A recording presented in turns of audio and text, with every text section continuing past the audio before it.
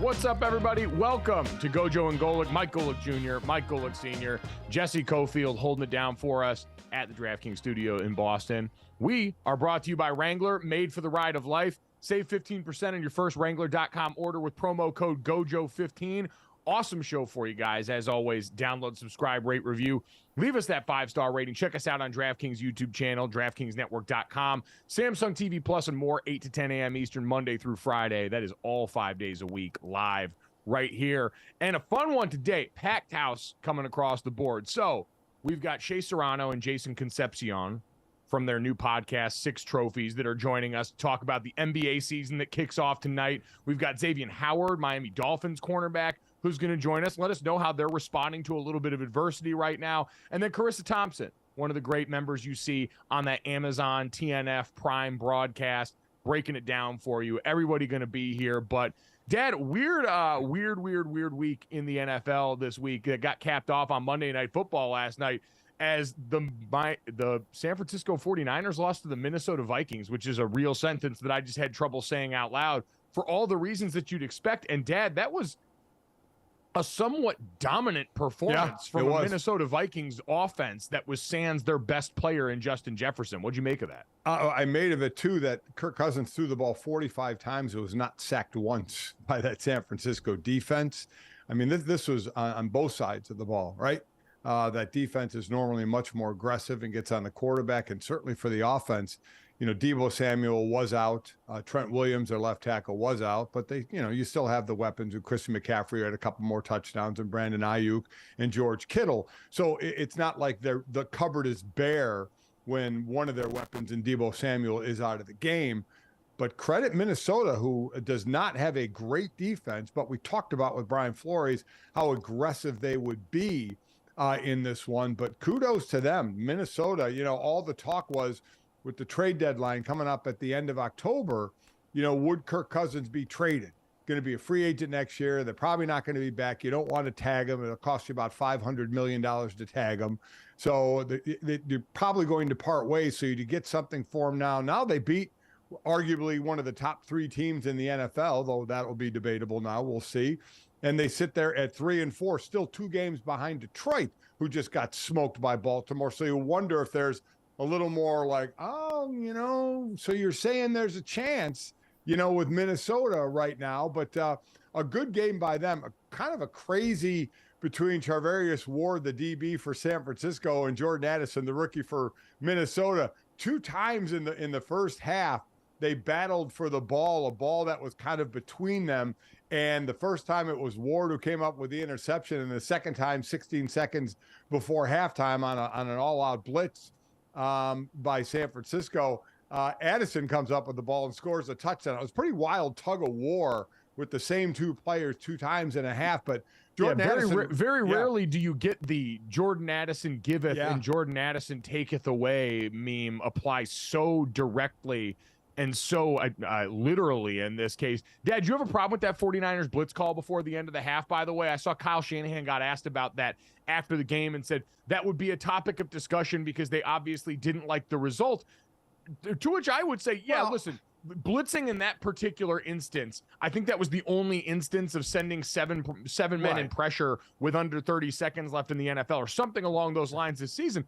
But Charvarius Ward had the ball intercepted. That's exactly right. Result-wise, it was there. Yeah, no, so I have zero problem with that. I mean, even Kirk Cousins said, listen, with the blitz, I couldn't get all I wanted on the ball. It was underthrown, and Addison made a great play. You know, he took it from Ward on that one, so he won that tug of war. So no, I don't have a problem with that call. I mean, the amazing thing here is Minnesota did this without Justin Jefferson, and so somebody had to step up. Remember, Thielen's gone to Carolina. That was the 1-2 punch for a couple of years there. Now Jefferson's going to be out, and Addison steps up in a big way for a monster win, which has us on both sides saying, okay, can Minnesota maybe make a run? And on the other side, it's like, is San Francisco as good as we think? Because I'm not going to lay this on the fact that you lost your left tackle, Trent Williams. By the way, I think Minnesota had 1 sack in this game. It's not like Purdy was getting hit on every single play.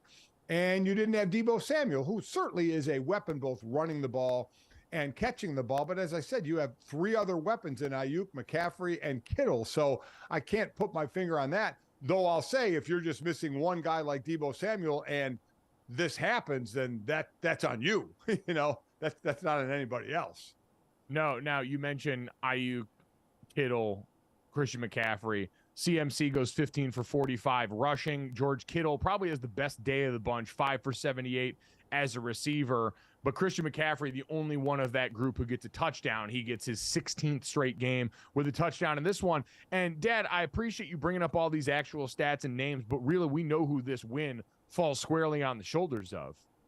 Scott Stapp and the fellows at Creed. The Vikings now officially 2-0 when playing Creed's 1999 hit higher in the pregame. They joined the Texas Rangers in this phenomenon where we have now weaponized Creed. In 2023, we have figured out how to take this precious resource and turn it into a weapon that can go out here and conquer anything there. I can't believe you weren't going to get credit to them. Well, and I apologize, so Thank you. Is Creed taking over for Taylor Swift about the success of the team that they follow? Is there a battle royale going on here on which entertainment group or person, in this case in Taylor Swift, helps their team more? Well, guys, I will say also the Vikings did troll the 49ers by copying their pregame boombox routine, which Cleveland also did. So now teams that have copied the boombox ritual have both come out and beat the 49ers. So what we can piece together here, because that's a great point, Jesse, is now if you are a team that's playing the 49ers, and who do they have coming up next in the schedule? So they've got Cincinnati coming up. Perfect swaggy team to do this. If you're Cincinnati, you've got to do the boombox bit pregame, and on the boombox has to be playing higher by Creed, and you'll go out there and absolutely destroy the 49ers if you combine both of those two things together. So we figured out the winning formula for everyone going forward. Dad, you mentioned the winning formula for Minnesota in this game. 0 sacks allowed. Kirk Cousins dropping back 45 times, only pressured on 25% of those dropbacks. Yeah. And part of that certainly goes to personnel in this game. You want to give credit to them. Dalton Reisner, who got picked up a few weeks ago by this team, who was a free agent, off the couch in for the injured Ezra Cleveland. Yeah, shout out to Off the Couch, Justin Pugh, our very own. You had him do that. Christian Darsaw, who's been playing great ball at a lot of different junctures this season, looked good. But this was holistic. Kevin O'Connell and company put together an incredible plan on offense that gave these guys help at different junctures, made use of the tight ends in protection. There was a lot of max protection. But Kirk Cousins also just stepped up and made big plays. He was given time, but late in that game, under duress, Kirk Cousins made things happen, and he continued to make it happen downfield without Justin Jefferson. Kirk Cousins finished 9 of 12 for 201 yards and 2 touchdowns on passes over 10 air yards down the field against the 49ers. He was plus 22.2% completion over expectation.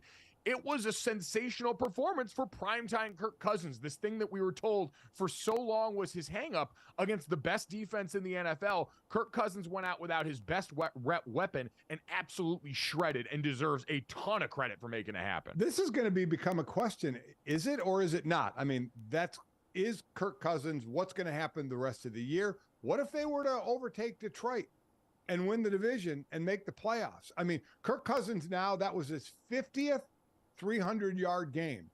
There have been 4 other quarterbacks that have done that in 12 seasons. And their names are Drew Brees, Matt Ryan, Peyton Manning, and Kurt Warner. That's a pretty good company. And but that's what's been talked about kind of with Cousins, because he hasn't won anything as the compiler, and he's had some big time games. But you wonder what's going to go on there. Again, you have Justin Jefferson, Addison stepping up.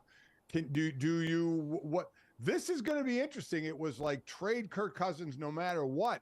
Now, and I don't know if they were going to, because again, it's very easy to say trade somebody. You got to have a trade partner who's willing to give up assets for. I heard the last round, people talking about Cleveland, trade him to Cleveland with Deshaun Watson being hurt. You have a great defense, have a quarterback that can maybe lead him a little bit there in a 1-year rental, because Deshaun Watson isn't going anywhere. But I listen, after seeing Detroit get blown out, Minnesota's looking at, again, 2 games behind them, but a lot of season left to go, and a lot of, you never know what can happen situation. Well, I think this is what happens, and this will be a good segue to when we talk about Brock Purdy, who, by the way, do you think after the game, Kirk Cousins went over when they do the quarterback handshake, do you think he accidentally slipped and called Brock Purdy's son? Oh. Because in the best version of events, Brock Purdy's staring at his future. Yes. Brock Purdy is supposed to swallow some, I don't know which Pokemon evolution stone it would be, maybe the Thunderstone or the Cole's Cash Stone, and become and evolve into Kirk Cousins. That's what his destiny is. And so I didn't know if they had that special moment after the game. Because, Dad, a lot like we're going to talk about with Brock Purdy, I think the conversation around the Vikings has been interesting the last couple of years. They were a bad good team last year, meaning we all saw the flaws, but their record, especially in close games, got them to the point where they were a playoff team, and had a lot of people overrating them, even though we looked at the actual football and said part of this doesn't really add up. And so much of that was close games, turnover margin, stuff like that. This year, it's totally flipped, where the Vikings have had some of the worst fumble luck in the NFL coming into this game. Yeah. In terms of turnover differential, the San Francisco 49ers were the best team in football. They were +7 or +8 in the turnover margin this year. The Vikings were second worst, and that was including a league high 9 lost fumbles. Yeah.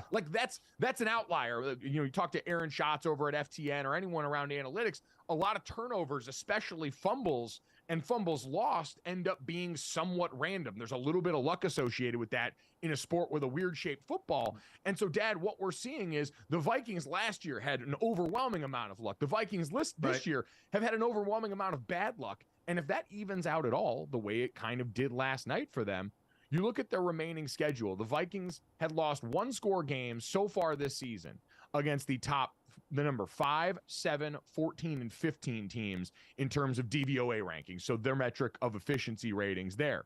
In the next 7 games after this, they're facing 6 teams between 21 and 30th in overall DVOA, and the other team is the New Orleans Saints. So the schedule is going to get a bunch easier from here on out. And if that turnover math evens out at all, I don't know if I would pick them to overtake the Lions at this point, Dad. I don't want to overrate that one loss for Detroit against a really good Baltimore team. Right. But in the NFC with an expanded playoff, and now where my prediction about the Rams is maybe looking a little bit less cool overall for them being a playoff team in this, the Vikings are absolutely going to be within range then. I think right now, if you ended the playoffs today, they'd be like the 8th seed, so just on the outside looking in with a chance to get a whole lot better with that schedule. And I'm sure they're still looking at the division because they still have the Lions twice. You always love when the matchups are, and for both these teams. So you look at it. So Detroit is sitting at 5-2, Minnesota 3-4. So 2 games behind. They haven't played yet. They play 2 of the last 3 games of the season. They play on the Christmas Eve, December 24th, and then they both have a game, and then they play the last game of the season on January 7th. So 2 of the last 3 games are these 2 teams being matched up. So we'll see where we are at that point. And for San Francisco, oh, by the way, they're 5-2. Seattle is 4-2. Yeah. So they both only have the 2 losses, and they play 2 games in a 3-game stretch. They face each other November 23rd, then they go their separate ways, and then again on December 12th. So 2 of their 3, the 2 or 3 games for the 49ers is against the Seahawks. So it's going to be real interesting and that's what I love is they both still have both their matchups within their divisions.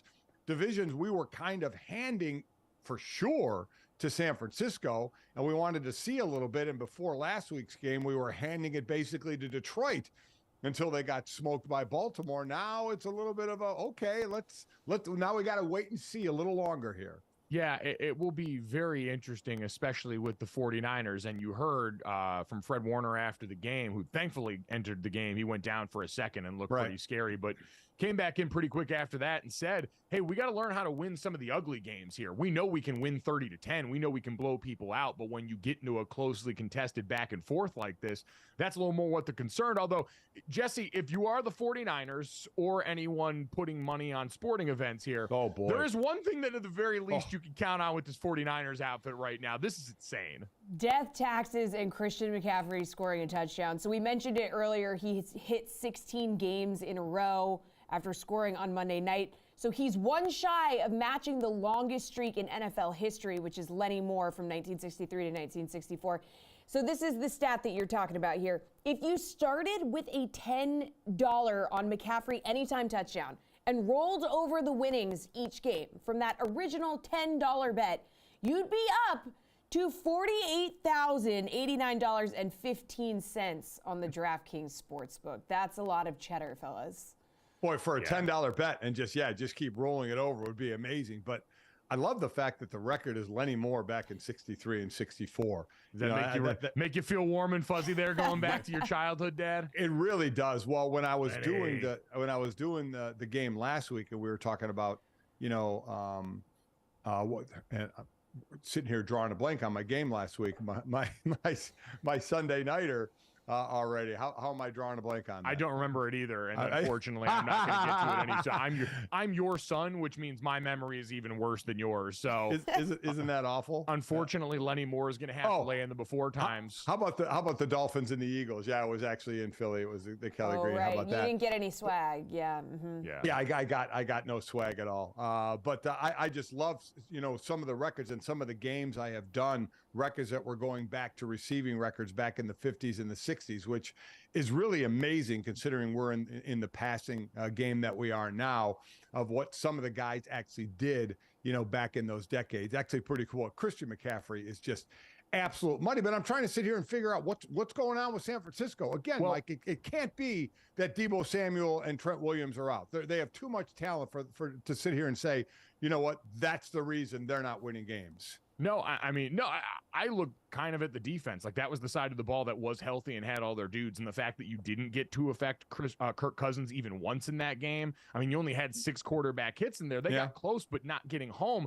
That's supposed to be the best side of the ball. Like, Dad, I'm sure somebody disingenuously is going to do this thing where they come for Brock Purdy today. And I'm going to ask how. Like, he's got to own 2 bad interceptions late in the game. He would. 2 backbreakers in the fourth quarter. Yep. There's no doubt those are on him. But outside of that, the rest of the game, dude was kind of dialed in. He was doing his thing, 21 of 30 for 272, 1 touchdown, 2 interceptions, and sacked once, but looked good. And like we said going into the game, while he didn't have his full complement of weapons, they at least knew that going in. And so you could spread it around to Kittle, to Ayuk, and to the rest of this receiving core a little bit more. And I thought more often than not, He was accurate. He was still driving the ball downfield. He made the extra effort play, breaking contain on one and scrambling for a first down. And so I looked relative to him and said, no, he still, for the most part, did his job, but he's got to own those 2 interceptions. He does. If I'm looking for why they lost, though, Dad, yeah, he didn't give him a chance late, but you also had Jake Moody missing kicks. You had the defense not getting there. And if I'm going to lay expectations on more people, Brock Purdy, we're talking about maybe on his best day, top 10 to 12 quarterback right now, is I think the most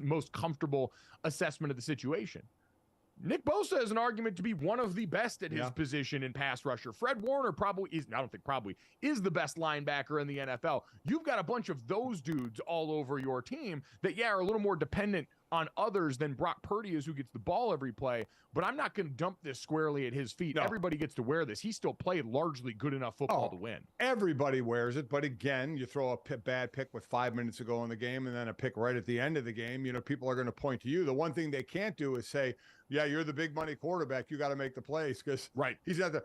I think there was a stat out there that I think that in like 10 minutes of Joe Burrow time on the field, he makes more than Purdy in the entire season. I mean, it's ridiculous because of the big contracts these quarterbacks make. And Purdy obviously doesn't, still playing off that 7th round money. But yeah, everybody owns it in this one, though they were late. And you look at stuff that happens late in the game and you say, okay, that was it. That's not it. There's a lot going on. And I guarantee you, the way San Francisco normally plays, they're all looking at themselves saying, this was not our best effort. Yeah, Brock failed them in some big moments, but this was by no means a bad game overall for him. I think the last 2 games, if anything, have kind of solidified, all right, this is a really solid NFL quarterback right now that's capable of manning the helm of this offense, but this offense needs everybody, and they might be a little bit more dependent on that whole Voltron connecting and getting together than we anticipated before, as the 49ers are going to now spend some time looking for answers. They get the bye week to help them do that, get a little bit healthier, and move forward. Also, shout out to Trent Williams, proving once again that offensive linemen are the most valuable players on the field. I knew that. Coming up next, the Texas Rangers, like their taters mashed, baby. Another night of dingers to send them to the World Series next.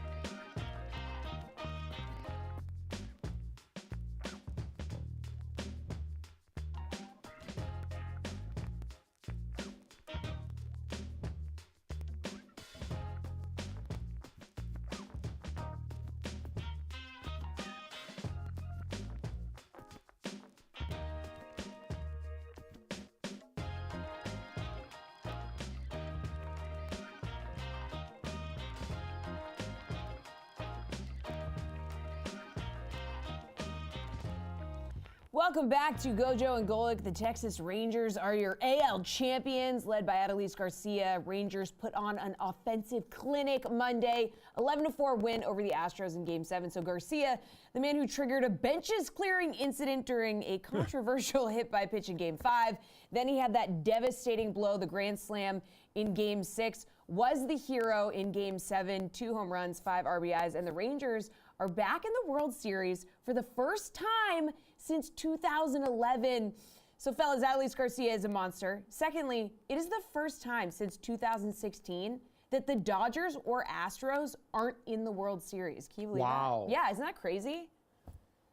Feel naked right now. Don't know what to do. And I saw someone, I think disingenuously so, put out that tweet last night that said, you've got to be a really sick person to be taking pleasure in the Astros losing right now, to which everyone responded with the sickest pictures they could possibly find. Because, Dad, I don't know if there was a result more preyed on than this. We'll get to Michigan football and more of that. Maybe that might be the other one preyed on by Big Ten coaches to watch Jim Harbaugh's demise. But in Major League Baseball, it feels like people have been waiting a while for this satisfaction, albeit it still came in the ALCS, where they have resided for the last 7 years and seem like they will in perpetuity. But that was a big one last night.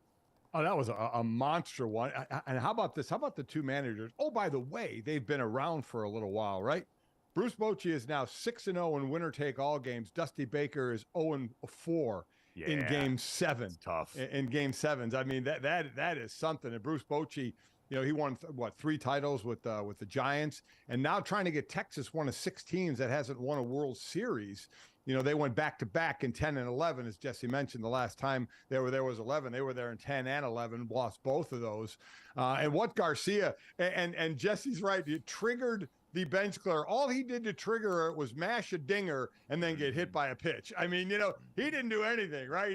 He just hit the ball a long way. The other team got mad at him for it and threw the ball at him. Didn't like the way he celebrated. This guy's ridiculous. 20 postseason RBIs, but 15 in this series, which is the most all-time in a series. Absolutely incredible. When you sit there and go through the box score and sit there and read Garcia singles in, Garcia home run, Garcia, another Garcia home run. I mean, it's crazy what he was able to do, and they jumped out quick in this one. I think it was, 8-2 after 4 innings. So, I mean, they jumped on him early, and that's been a key in these things. And they did it with 3 in the first. Second batter, I think it was Corey Seager, hit a solo shot as the second batter of the game. So, jumping out quick in this one and hanging on. And you know what we can attribute this victory to as well. Can we play the Rangers music, please and thank you?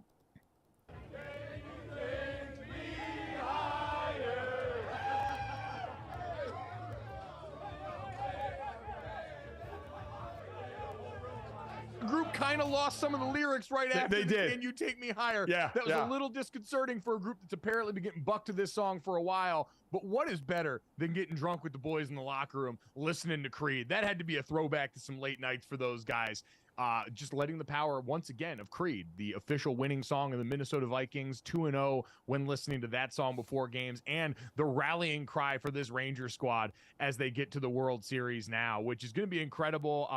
They also had this. Speaking of sounds, I want to ask you guys both this question, because one of my favorite things in sports is the background noise that you hear in any given soundbite for that sport. When you think of basketball, the NBA is getting ready to start tonight. Right. There are a few things better than that sound of feet squeaking on the hardwood in the background of any NBA soundbite. It lets you know we're really there and it's really time. Listen to this sound in the background of Bruce Bochy in the locker room as this team is also getting ready to celebrate. First of all, I'm going to tell you what an honor and privilege it is. Man, it's an incredible team. So much heart and determination. Came in here against all odds. You went in Tampa. You went in Baltimore. I can't say I've ever seen a club that played with more heart. So thanks, and I'm going to add congrats on wearing the horns in Texas and going to the World Series. Wow. The champagne bottle is constantly popping through that. is that is pleasing to me in the way that popping bubble wrap is. I don't know why I found that so soothing. Is there a better sound we can think of in sports for any reason than champagne bottles popping during your post-game speech, knowing you're going to the World Series and about to get doused in champagne? Probably just if they're the sound of them popping after you've won the World Series, but still just the popping sound is elite. That was very cool. It reminded me when I was at school here, the engineering building, I forgot what day of the week, it might have been Thursdays, Wednesday or Thursdays, that they showed a movie. Okay? Oh, I know where this is going. So, and it was like $1 to get in, Jesse. And so you'd line up, and it was like just something to do. This is at Notre Dame, where my dad is back right now. So he's a student at Notre Dame in this story. Engineering building. They had, it was like a large auditorium where they had class, but they would make it a movie theater on whatever night of the week it was. It's like $1 to get in, and you go in there, and then they show, a movie, and they always get packed. Obviously, you couldn't, you weren't allowed to drink there, but you'd go in there and you'd sit down, and the lights would be on. Everybody would be talking, milling around, blah, blah, blah. And then all at once, they're going to start the movie, and the lights go off. And the lights would go off, and all you would hear would be everybody opening their beer to drink. It became just kind of a joke that everybody waited when the lights went off. It was just like a firework of beer cans being opened up. And that was fun for you because you were in the engineering building all the time. It was like where you had your classes. Yeah. Well, that was my place. At first I was going to major in math and then major in engineering, and then, it just kind of went from there. Sure. Yeah. That was the one thing you and I had in common, was thinking that we were going to major in anything math related. And then I took Calc 2 and I realized that was never going to happen. No, that was actually not, it was boy. Actually not me. It was my brother, Bob, who thought about it as well. I think for about as long as you, until reality struck. I never even thought about that. As I said, I was good at simple math. When it got to the math where they said, show your work, I was done. Yeah. Yeah, no, thankfully, by the time Jesse and I were in college, they had invented one of the most important instruments in the history of modern schooling, and that's the TI-83 calculator, folks, that not only is capable of doing advanced computations, but can also hold several video games on it and a couple of study guides that I probably wasn't supposed to have in class. Can't do anything about it now. Beat it, nerds. The Texas Rangers take their bottle popping to the World Series, and Jesse, we still got to find out who they're going to face right now, because the Diamondbacks made a bold proclamation pregame and then decided to talk the talk and walk the walk. Yeah, Diamondbacks forcing a Game 7, beating the Phillies 5-1 in Game 6 on Monday. Guys, Philly losing at home for the first time this postseason. And this is the first time both league championship series have gone to Game 7 since 2004. As for Philadelphia, get this. It's the Phillies' 141st season, okay? So it's been a long time. Their 16th trip to the postseason, it will be their first Game 7 ever. Ever. Wow. Isn't that crazy? Oh, that really is. That's insane. And the first thing that popped into my peanut idiot brain is Bryce Harper's about to do the coolest thing imaginable. Yeah. Like Bryce Harper, who seems, again, like the poster for clutch postseason baseball, seems to relish in this moment, is a cartoon character of the face of a franchise for how much he loves Philly and him wanting to go there and basically die there. The way he structured his contract, it seems like, Dad, this guy's about to do the absolute coolest thing possible, walk off grand slam in the bottom of the ninth type stuff, because that just seems like his destiny. Well, I mean, he better, or somebody better. They had just this is a team used to mashing dingers. They had 6 hits last night. Arizona jumped again early, 3 in the second, and then 1 more in the 5th and 7th. So, they're up 3-1 after 2 innings. They went out quick in this one. And so you play all those games in the regular season, then to the postseason to get to this point, and it comes down to 1 stinking game. So, yeah, I mean, that's what we always say in series. It's the better team normally ends up on top, but these Diamondbacks, are saying, as we heard, we didn't come cross country to get our bleeps kicked. We came here to win, and they are 1 game away from representing in the National League. I like bleeping out ass, so people have to wonder what it was until that moment. The real That's what I did it for, just the mystery of it, yeah. The mystery of it all. Well, the Astros going home, which puts an end for some people to one of the biggest sign-stealing shows that we have seen in modern sports. Coming up next, They handed off the baton to the University of Michigan, apparently. We will sort through this next.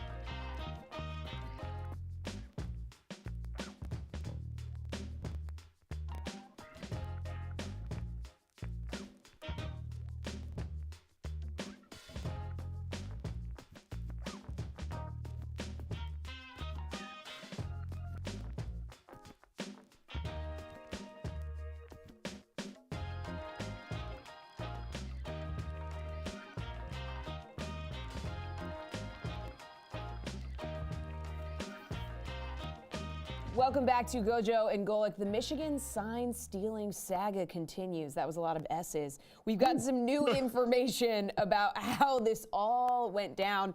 So according to sources at 11 different league schools, Connor Stallions, which we've established sounds like a fake name but is not a fake name, the suspended Michigan staffer, real person, at the center of this probe, purchased tickets in his own name for more than 30 games over the past 3 years at 11 different Big Ten schools. Also, video evidence of sideline taping is expected to be sent to the NCAA this week, caught by stadium surveillance earlier this year. And take a look at this graphic, okay? So, a bit damning here. Over the last 3 seasons, while Connor Stallions was allegedly off sign stealing, Michigan is 33-3 with 2 college football playoff appearances and 2 Big Ten titles. And then over the prior 6 seasons to that, when allegedly there was not sign stealing happening, 49-22 with 0 college football playoff appearances and 0 Big Ten titles. Now, guys, there's a lot of factors, you know, Sure. to look into the last 3 years, strength of schedule, blah, blah, blah. Yeah. But still, when you see it laid out like this, it's not great. Well, and Jesse, that's the goal, right? For the people that are the source of the information here, it's about trying to cloud the way that you view that, because you mentioned there's so much that goes into the body of every game.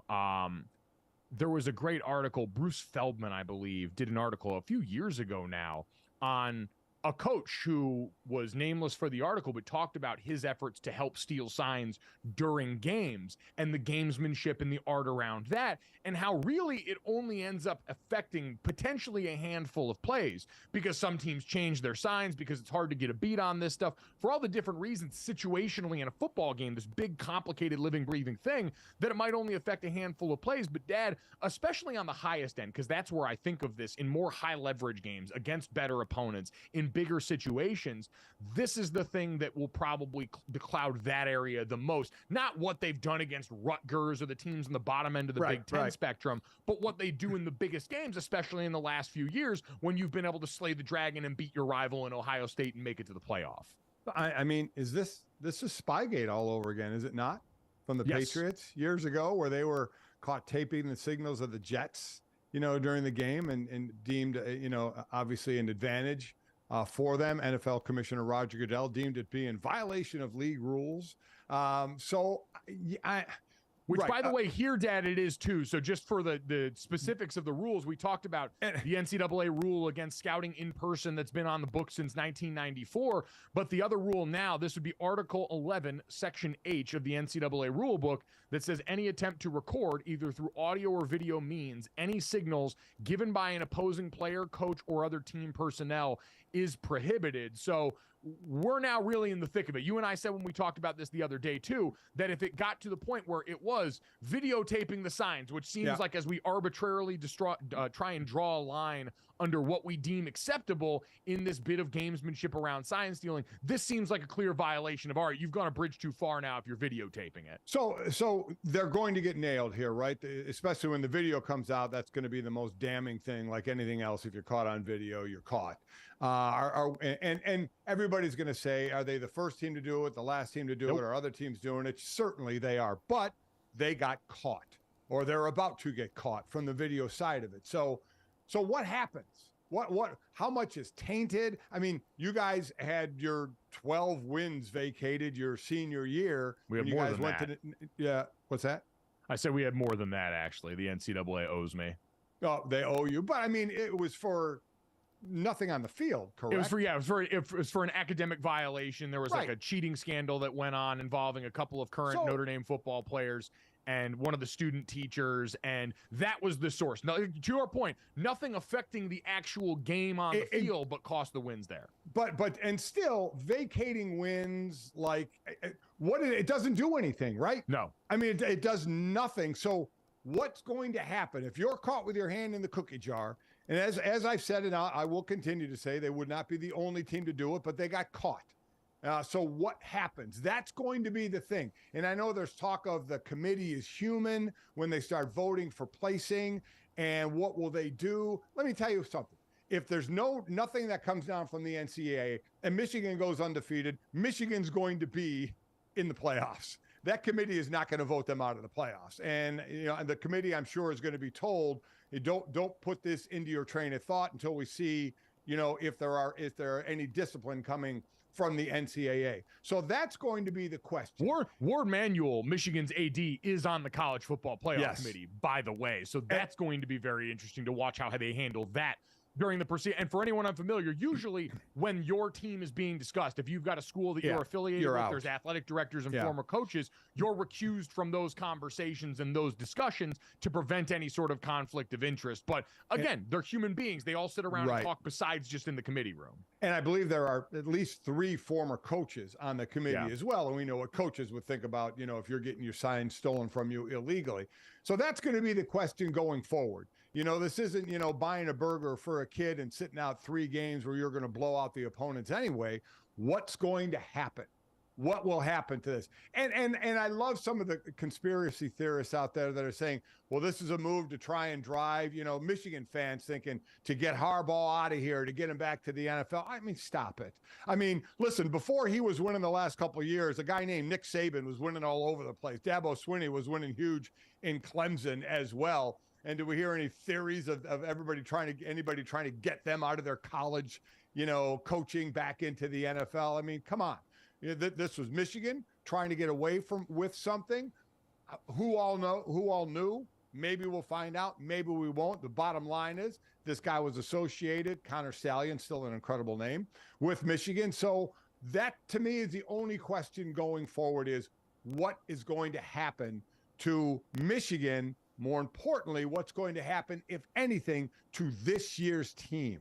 Yeah, I don't think anything. I don't really either. Don't like based either. on we don't really have a precedent for something like this happening during the season. And with the NCAA, we know that these things take time. I mean, think about those FBI probes into college basketball and all the impropriety that was going on there involving shoe companies and different things. That took years. That was something I remember Jay Billis going on TV saying that was going to shake the bedrock of college basketball, and it did nothing. And it took years. And so I don't know how they're going to look at this, where they're still going to have to prove, what did Jim Harbaugh know? Did he know anything? Does that matter when it's someone on your staff that's been deemed guilty or caught doing this? If that ends up being the case, all these things take a long time, even if you've got a bunch of willing parties clearly offering up information to you. And Dad, in that time period, if they go out and win a national championship, which on the field they're capable of doing, yeah, you can vacate those wins. It ain't going to change what anybody saw. That's exactly but with this information in the background, maybe it'll change the way some people feel about it, but the sands of time do a pretty good job erasing all of that. We don't talk about the Patriots Spygate championships any differently than anything else now in retrospect. Agreed. Spygate, Deflategate with the Patriots. They have a couple of things that people look at them and say, oh, see what's going on. By the way, Tom Brady, Michigan guy. Yeah, what do they got? 7 rings on their fingers, just dangle those and say, okay, so what? I mean, so you're right. I don't think there's going to be any effect this year. And if Michigan goes on and wins a title, it will just be people saying, oh, we don't like the way he got it. And so what? They're going to say, so what? It's the way it goes. We got the ring on our finger. We're the national champs, if in fact they're able to do that. The bigger question for Michigan fans, and you brought it up, there's an idea that this is like a calculated slight, which when you've got 11 different people offering up information, it can certainly feel that way.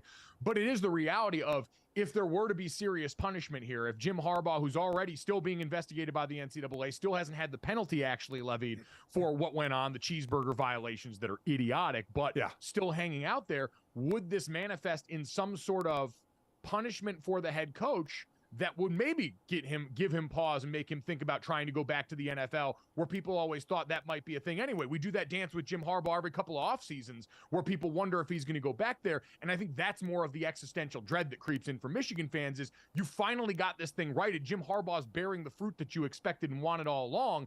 Could this be a thing that pushes him away and upends all of that? So it's going to be, is he going to pull a Pete Carroll, right? Yes. Dump out of USC when the violations hit USC and go on to the NFL.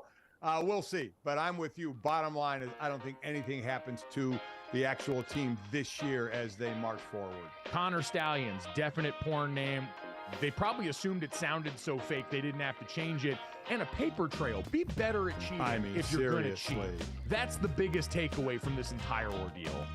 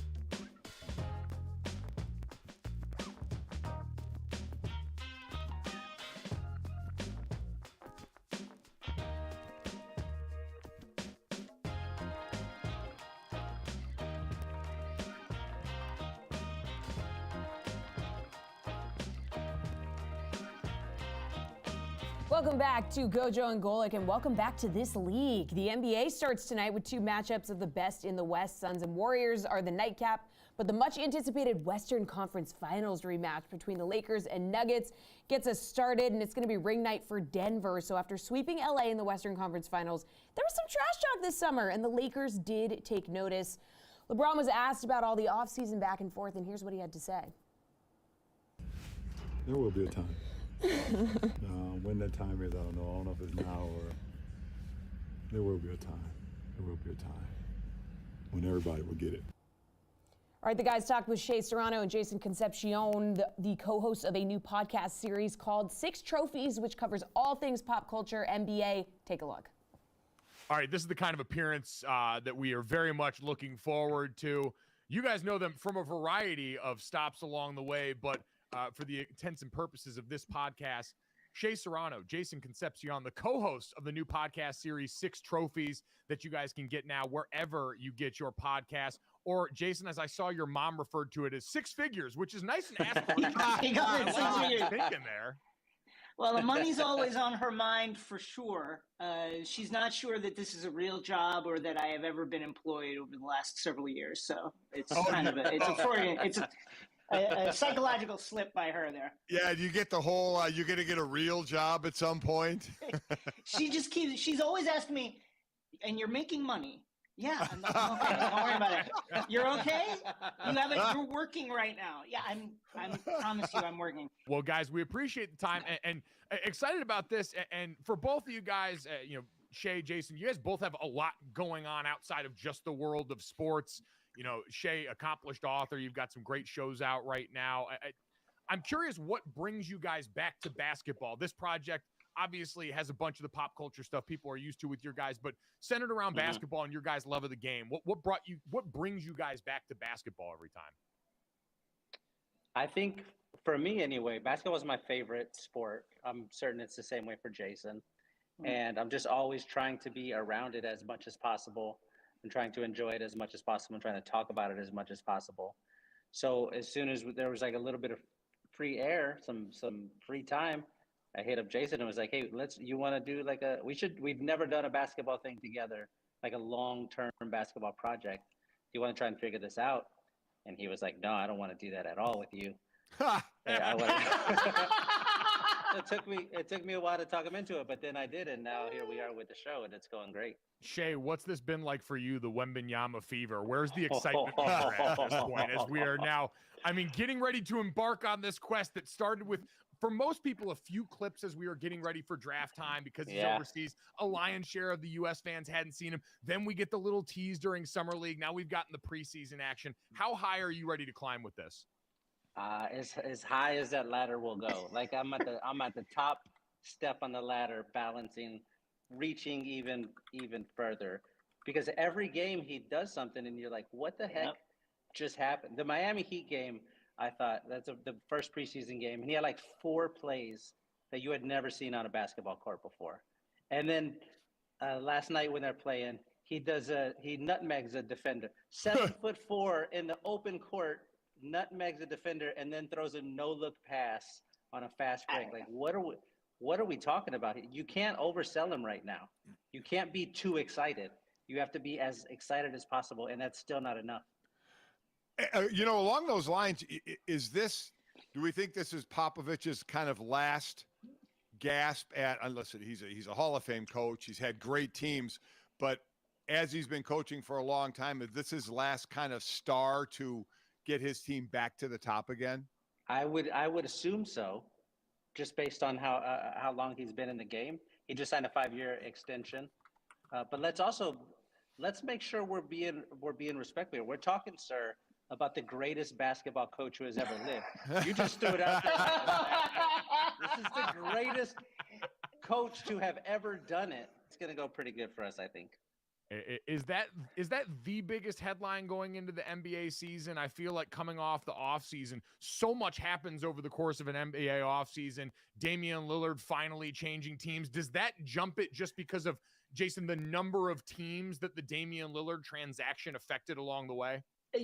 It's certainly one of the biggest storylines because the two best teams in the East both got significantly better.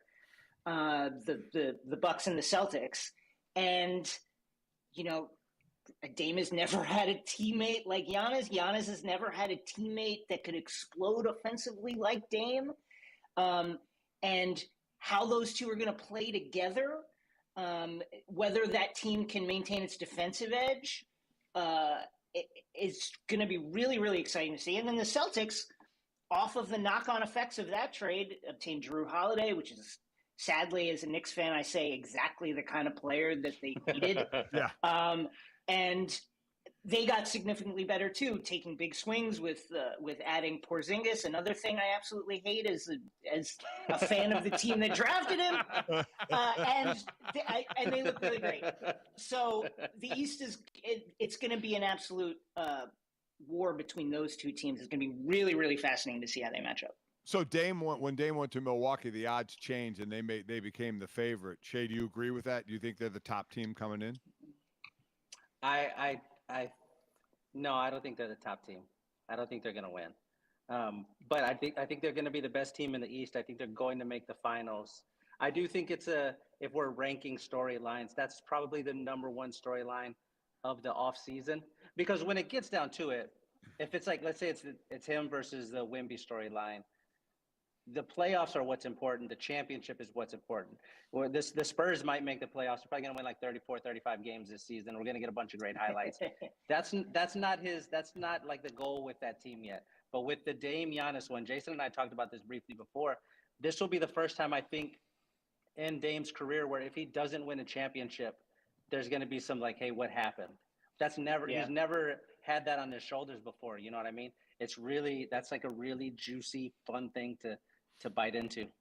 And I think so much of the offseason drama with that in mind is tilted towards the East, because you're right, Dame's occupied the space where he's been largely recused from all the championship or non-championship slander we usually throw on guys. Yeah. I do want to look out in the West, though, because two guys that are usually at the center of that, I feel like have kind of been able to go through this offseason relatively untalked about. LeBron James and the Lakers, and then Kevin Durant and the Phoenix Suns. It doesn't feel like nationally we've been hyper fixated on those two teams. What's your guys' level of confidence in either of those teams to crack back into that upper crust of the Western Conference this season? Shea, you have the Suns. You have the Suns going to the finals. You have the Suns winning the finals. Yeah. Oh, yeah. okay. Please tell us. So very confident is the answer. Yeah. I think they're gonna surprise Denver in the Western Conference Finals. I think that's what's gonna happen. And I also think that when it does happen, it's gonna feel like what it's felt like each time KD has won a championship, where you're like, all right, that was cool. And then what's the next thing? You know what I mean? You know what I mean? That's what it's gonna feel like. But I think that's my pick for the championship this year. Right now. Really? I think the Nuggets go back to the finals. I still think that they're the best team with the most continuity. Their core is still really young. Jokic is freaking incredible. As for the Lakers, I saw LeBron in a clip recently dunk off 2 feet. To me, that's like, he really is kind of getting old. I've never seen him go before. I've never seen him go up off 2 feet before. It worried me. Now, if Anthony Davis is healthy for the whole season, right? If Austin Reeves takes the leap that a lot of people expect, maybe they can stay in the hunt all season to the point that they're not fighting to get into the play-in and stuff. But I'm mildly concerned. Seeing him dunk off 2 feet, and then in that clip, he's making those noises like a dad, like kind of noises. I'm a little concerned. I do know those noises, by the way. I was going to say, what does Father Time catching up look like? Yeah. It looks like dunking off 2 feet when you're exactly. Guys, we could sit here and do this all day with you guys. A ton of fun. Everyone, make sure you check out 6 trophies that will be, no doubt, probably getting into 6 and 7 figures, much to the delight of Jason's mom here. Thank you guys so much. Hopefully we'll talk to you again soon as the season gets rolling. I appreciate you.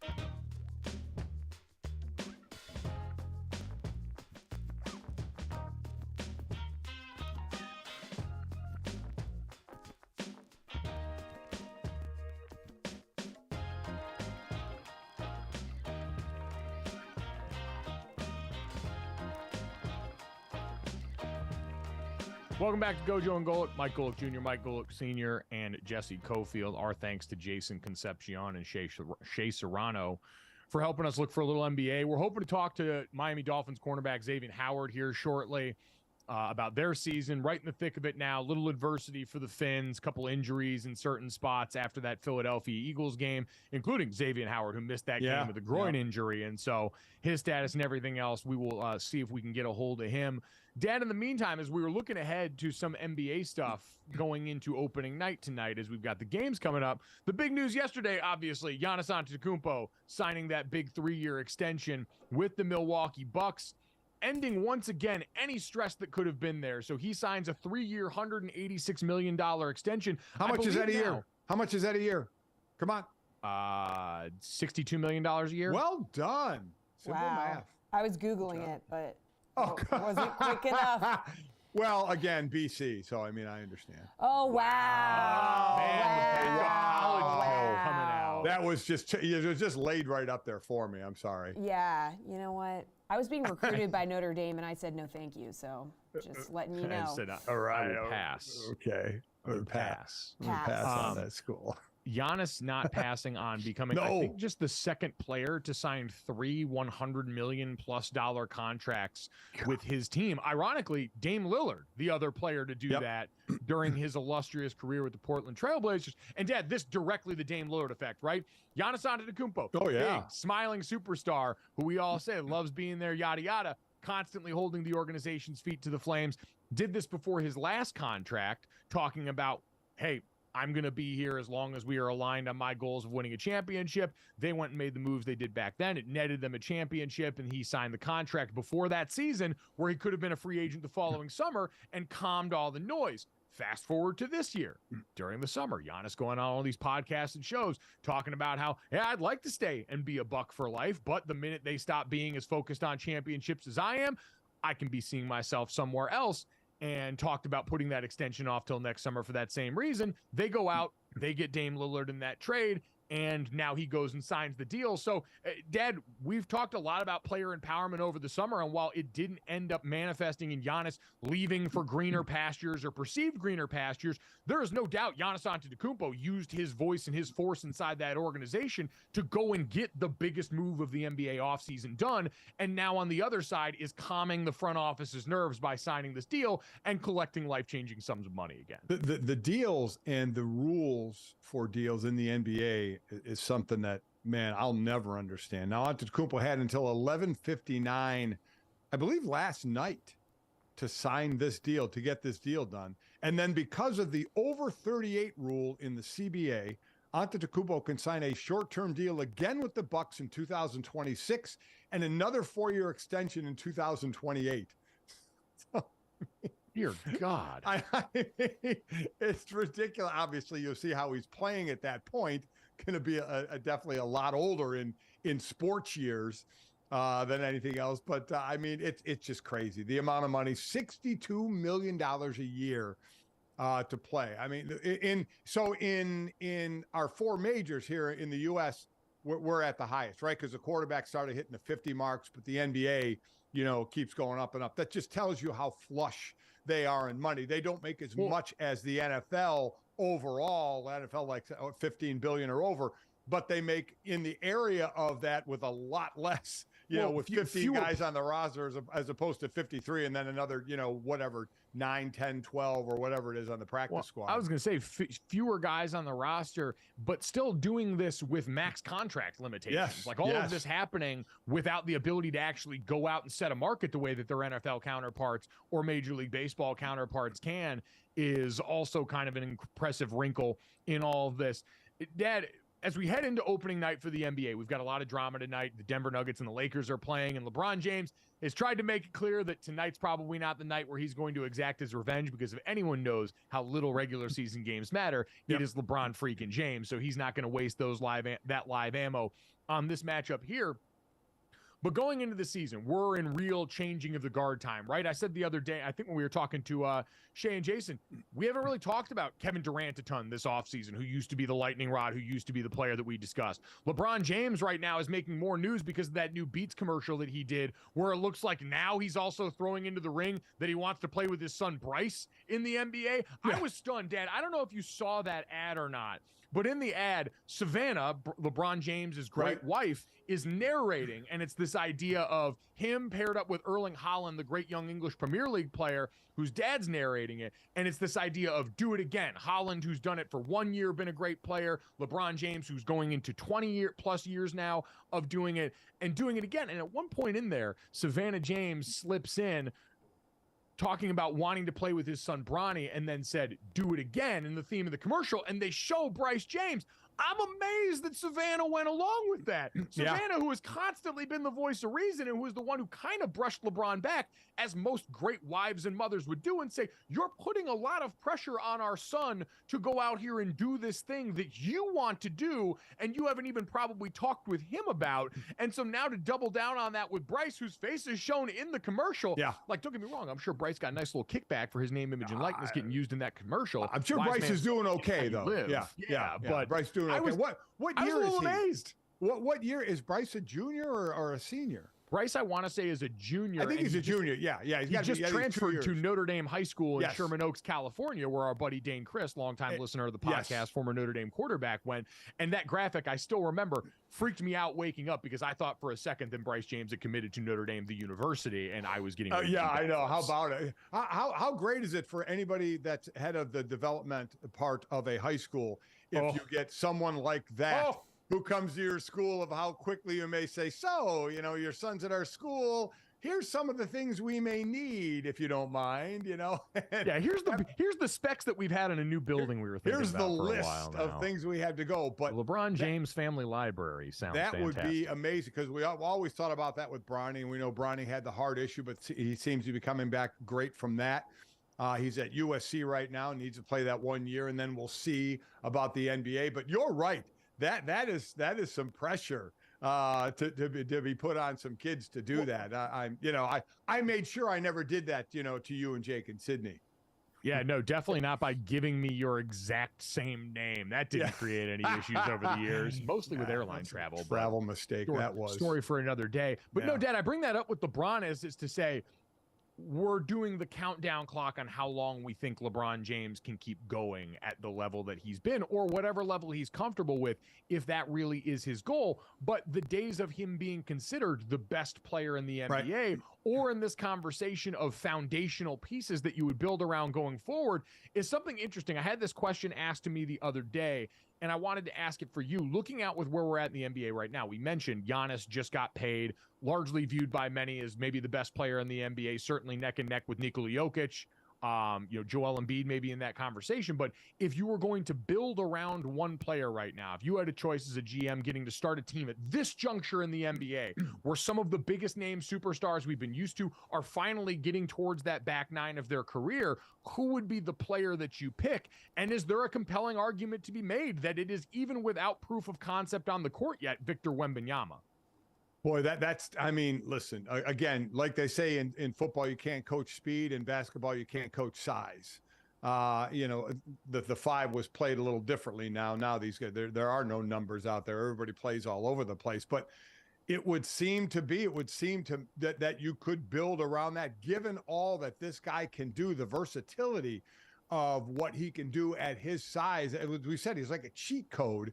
So I would think, it's been the larger players, right? The guys that could play away and play to the basket, but not necessarily the fives out there, because we really don't have that anymore. You just throw it down on the low block. So I do think there's the thought building around him, but also the thought of just what are all the things he can do. We saw what he could do, overseas.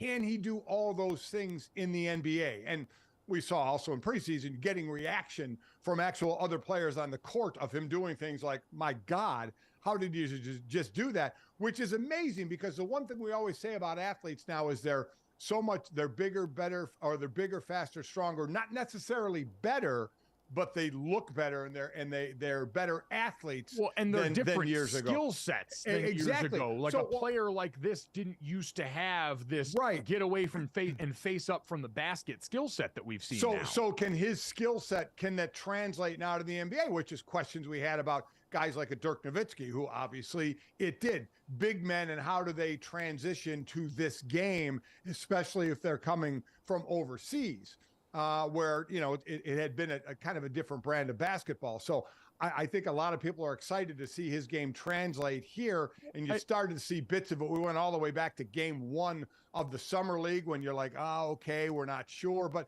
I don't care who you are, it's going to take a little bit of time to acclimate yourself. I was going to say, I think I worry less now in the modern era of basketball about players translating from overseas, because the game is littered with players that have come from successful overseas careers and been great basketball players here early. But it's more geared toward that type of play than the battering ram play that was the NBA years ago. And they're guys that have been playing professionally. Like, they've been pros overseas. They've been preparing in that way for a while. That's different even for the best high-level college players here. Right.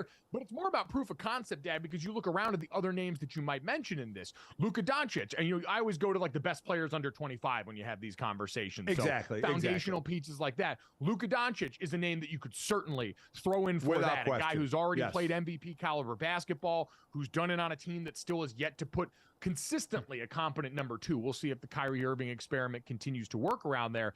Ja Morant, who obviously has had a host of off-the-court issues that have sort of clouded the way that we look and approach that. Don't think he's going to be that guy.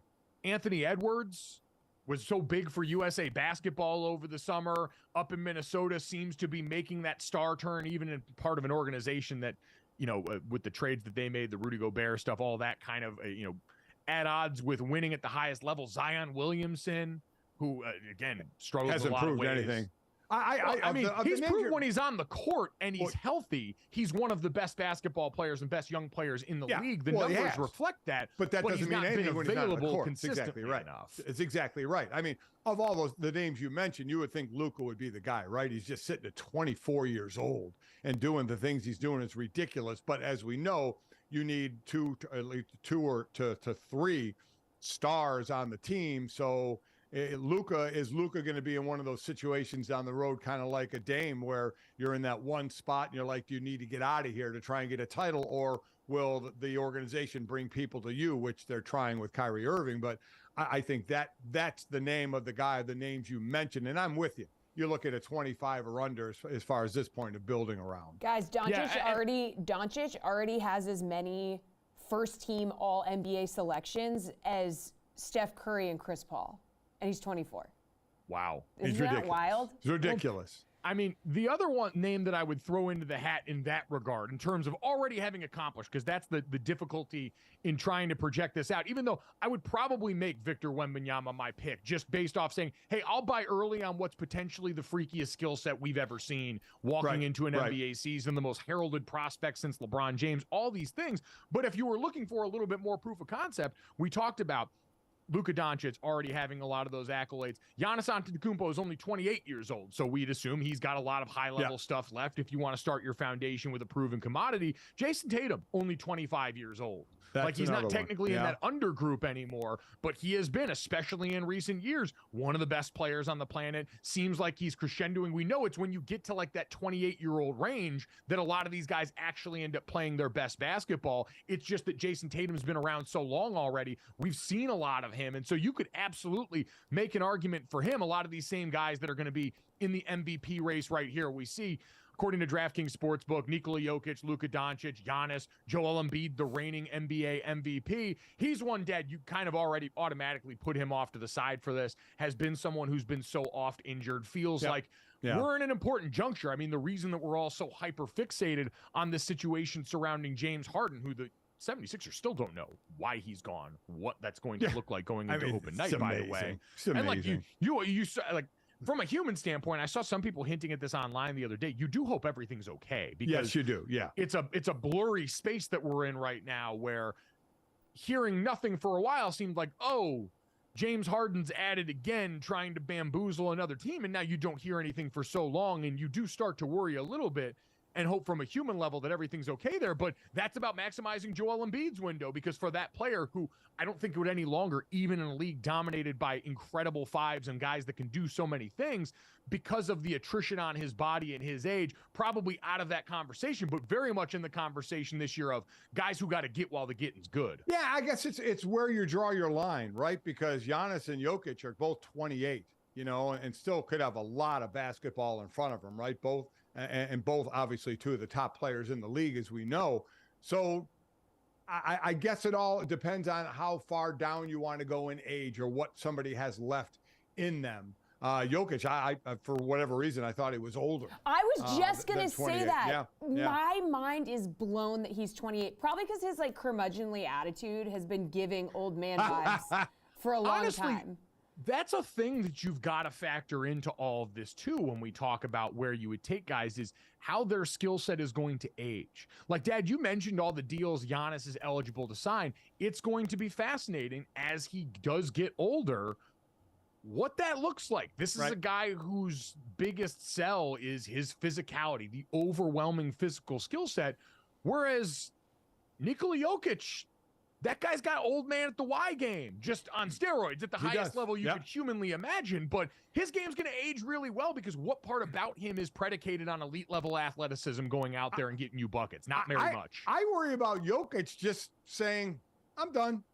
I want to go race my horses. Wouldn't it be the least shocking thing in the world if this guy played till he was like 30 and said, yeah, I'm good, I'm done. I mean, he's already made enough money for his family's family, just say, yeah, we're good, all in there, whenever his contract may run out. That would not shock me in the least. God, could you imagine the retirement party with him and his brothers? Oh, we always think about Jokic, and he's honestly taken center stage in a way in his family that's unusual, because usually it is the brothers that we love putting on camera and showing in the crowd, almost getting into it with people, feeling like they're going to go and be the center of attention at the parties. And so I'd imagine they have already got a banger prepared for when that guy does finally decide to hang up the shoes. How many horses will he get as a retirement? Yes, that's exactly right. You know who had the brothers out there that would, and you like to party with them, and you go hang out with those guys, they have a good time? Jim Kelly and his brothers. Yeah, they got after it pretty good. They were a fun crew, as they say. Yes. Fun crew. I would imagine too, and Jesse brought this up, and now I don't know why the image in my head is bringing me so much joy.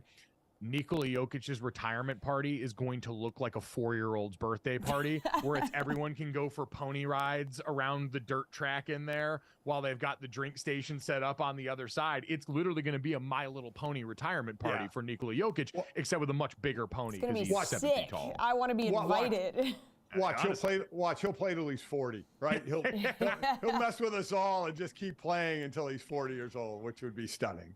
I guess that's the thing, is he's one of those guys we don't really know. And in a day and age where we're walking into another NBA season, we feel like we know all of these guys. And Damian Lillard, the fascinating portion of this, we feel like we know Dame very well. And Shea and Jason brought this up. He's never really had to be held to the standard that other NBA stars of his caliber, an NBA top 75 all-time player, have been held to going into this season. We know what he's about. We know Dame time and all this stuff, and yet there's Nikola Jokic still shrouded in mystery, covered in beer and horse pee. I don't know why the pee would be on him. I don't either. That's a little much. I don't want to insinuate that he's he seems like he just the proximity pee. He's like a man of the people. Like he's like he does. You see him.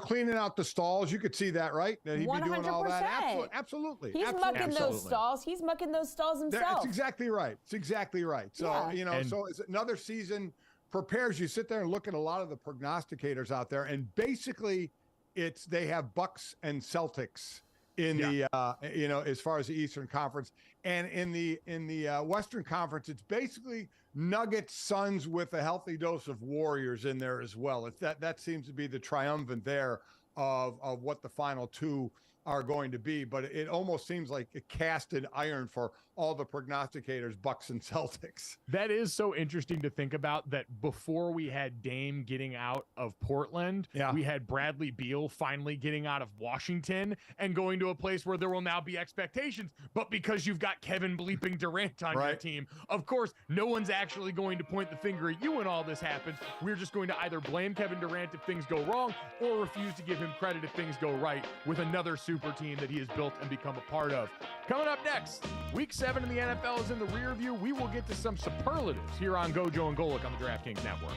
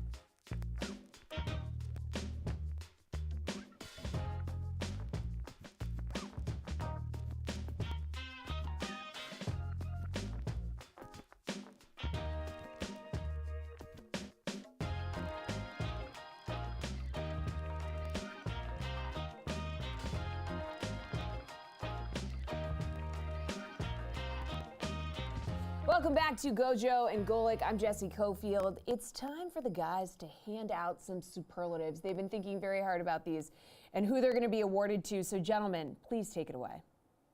Yep, Week 7 superlatives. It is crazy that we are already at Week 7 of the season, it is. By the way. And so every Tuesday, we go out here and we try and show some love as we have another day to digest everything that happened.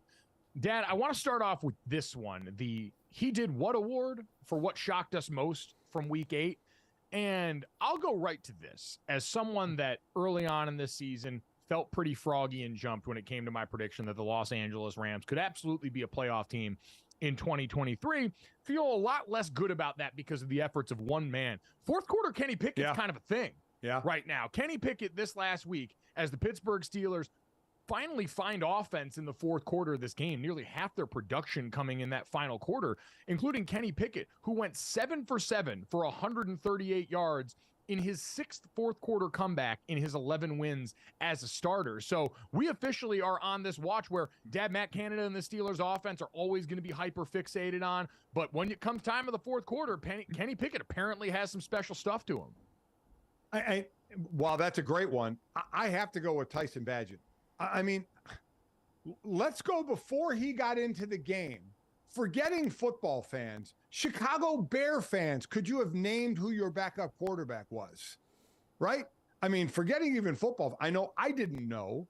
And this guy, Division II, Shepherd College. Oh, by the way, he did throw 159 touchdowns, which is an NCAA record, over 17,000 passing yards, and won the Division II equivalent of the Heisman, the Harlan Hill Trophy, I believe it is. Did I get that right? It's a Harlan Hill Trophy. Dad, you could have told me that was the popcorn French fries pizza trophy, and I would have had no idea. How great would that be? I thought you were wowing me that I didn't readily know the Division II Heisman. No, that one award you just said would be awesome. That would be. But listen, were his stats mind-boggling? No, they were 21 to 29 is nice, but 162 yards. Didn't fire the ball down the field a lot. It was pretty safe. Had a touchdown, did not turn the ball over at all, and was only sacked once in this game. And this is dealing with Max Crosby, Max Crosby, again, could really use a friend that could take some of the pressure off him. But and this week, I'm calling their game Sunday night this week against the Chargers. Going to be interesting now. If Justin Fields is ready to go, Justin Fields goes, right? I mean, there's no question about that at all. As much as people want to make the joke, yes, I don't think there's a quarterback controversy here. Mostly because, Dad, this year is information gathering for you exactly and Justin right. Fields. And the whole thing for Fields is going to be, again, he dislocated the thumb on his throwing hand, so it's about pressure on the ball. How hard can he grip it to get the throws out that he needs to get out? So that'll be determined this week, and we'll find out. But Badgett with a heck of a game for the Bears and their win. I was still amazed in that game for the Chicago Bears what the defense was able to do to the Las Vegas Raiders in that game. They were putting them through absolute hell. But Badgett was a really interesting story there. I'm with you, Dad. There is no quarterback controversy there. But I think in a lot of these cases, right, with Tyson Bagent, with Tyrod Taylor taking over under center in the last two games and looking pretty good for the Giants, it's less that I think, oh, Tyrod Taylor is better than what the Giants have in Daniel Jones, or Bagent is better than what they've got in Justin Fields, but more about what they represent is, all right, if those quarterbacks can go out there and have similar success in those circumstances, compared to guys that in Justin Fields' case, we're trying to figure out, are we going to stick with and invest in long-term? And in Daniel Jones' case, are we going to invest in beyond this 2-year commitment that we've essentially made with this contract? It is interesting information to say, all right, is the value above replacement at the place where we need to keep these guys around? I still think with Justin Fields, it's trending, if they're bad enough like they could be, them going with the younger quarterback in the draft. But for Daniel Jones, they're still tied to him for another year. But yes, we're seeing right now a lot of signs of frustration with this Giants team, who kind of like the Vikings came back down to earth a little bit after what we saw last season. So just interesting to kind of consider there. Dad, let's get to the Milk Carton Award. Missing in action this week. And I don't know if there's anyone else we can even bring up besides Bijan Robinson. 1 carry in their game this weekend as the Falcons actually take down the Tampa Bay Buccaneers. But it got so bad, Dad, that the NFL is reportedly asking the Falcons why his name didn't show up on any sort of injury report. As we heard from Arthur Smith, he was asked, Bijan Robinson apparently feeling under the weather, dealing with headaches in the lead up to the game and during the game, but was told he was going to largely be fine. Dad, this is the day and age we live in right now with fantasy football and gambling being as prolific as it is. Anytime you've got someone who is not listed with any sort of designation going into the game and getting this little production, it's going to raise eyebrows, and the NFL is going to ask questions. Yeah, I agree. And we'll see if those questions are answered. Again, late in the week with the headaches, and certainly can understand, headaches and getting hit in the head a whole lot. What he was used 1 play, I believe, in this game. Just to take another side, I'll go with Cooper Kupp. I mean, even with what Puka and Tutu are doing with the Rams, I mean, when Cooper Kupp came back his first game, I mean, he was everywhere. And this one, just 2 receptions for 29 yards, and he was targeted 7 times in this one. So it was a little surprising to me as Puka continues his domination early in the season. Another 8 receptions for 154 yards on 12 targets. Been incredible what the rookie has done. But I'll lean to Cooper Kupp on this one and say that one was a little surprising to me. Yeah, it will make you wonder going forward, especially coming off that first game. And I had a chance to go back and rewatch the Steelers and Rams game to see if who you decide to allocate your resources toward if you're a defense, right? If you're the Steelers, are you putting two sets of eyes on Puka Nacua, or are you putting him on Cooper Kupp, who I still think in an honest moment with everything he can do for this offense, Cooper Kupp's probably the head of the snake that you have to cut off there. But we've seen, and we wondered coming back, I think less so would Puka Nacua disappear or turn back into a pumpkin, and more so would more single coverage, if that was the outcome, potentially give him more opportunities to do what he did, which was ball. It's going to be interesting to see how opposing defenses try and work through that problem going forward with a Rams offense that, we'll see if they can carry the day or not. Dad, the You Got Reffed Up award for the week. Dolphins fans probably feel like they want a version of this. Dad, how did you make it? You were calling that Dolphins-Eagles game, and the penalty disparity in that game, 10 penalties against the Dolphins versus 0 accepted penalties for the Eagles. I think they had offsetting penalties they did, on the one tush push, but besides that, no accepted penalties for the Philadelphia Eagles. What did you make of that disparity seeing the game in person? Hadn't really seen a game like that, but as you watched it, I mean, the penalties seemed pretty justifiable on Miami, except a couple, including, I mean, when that one wasn't called on Philadelphia, when there was a play down by the goal line that Tua threw to Cedric Wilson, and he got his face, I mean, yeah, that was the most blatant one. Right by the sideline, got his face mask grabbed, and I do not believe it was uncatchable. It was behind a little bit, but Cedric Wilson never had a chance to get back to it because he got his face mask grabbed. And I mean, there are things that you can miss, I understand, and sometimes PI is one of the toughest and most subjective things to call out there. Yeah. But I mean, the defender's hand was outstretched, and it was literally on the face mask of Wilson, and the two of the rest were standing right there. That was stunning to me that wasn't called. Wilson's looking around like, okay, this is a guaranteed flag, and nothing came down. That was probably the most egregious miss that there was in the game, but it was somewhat stunning that you rarely see 10 to none. And none of the Dolphins made a thing about it. They were like, hey, even Tyreek Hill, refs do a great job. That's got to be on us. We got to make the play. So nobody got themselves in trouble or is going to get fined any money for saying something bad against the officials. I guess that's the thing, is you don't want to add insult to injury at that point. So every once in a while, you'll get a coach or a player that'll go up there and knowingly eat the fine when they want to make a point. That's usually a little bit more calculated. But these guys here, I do think, understand that there were enough mistakes that they made, and some personnel things, right? Injury we talked about. Xavier Howard, who we unfortunately couldn't get in contact with today. The Dolphins offensive line. There were enough legitimate football reasons for that team to focus on as to why that game didn't go the way that they wanted to. But for the fans who can't control any of that stuff, you look and see 10 to nothing in terms of penalties in a game that was tied in the second half, that they did have a chance to close in and win, and you start to look at the margins of that game, that gets very difficult. Coming up next, we will make life easier for ourselves and get to the bottom of the most important relationship in football with help from our friend Charissa Thompson, who joins us next here on GoJo and Golic.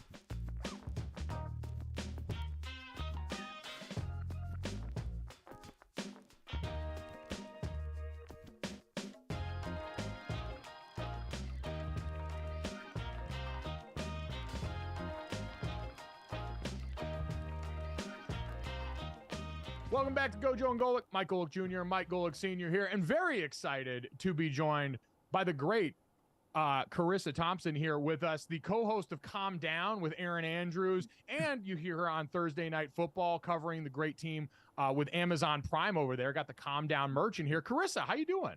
I'm great. First of all, let's lose the great Charissa Thompson. It brings me back to a story where there's another Charissa Thompson. That's a story for another day. Ooh, there we go. You got to save that. That feels like a nice podcast tease. story right there. Do you nice tease. That is a discern podcast between story. podcast stories and the stuff you actually bring with the Thursday night crew?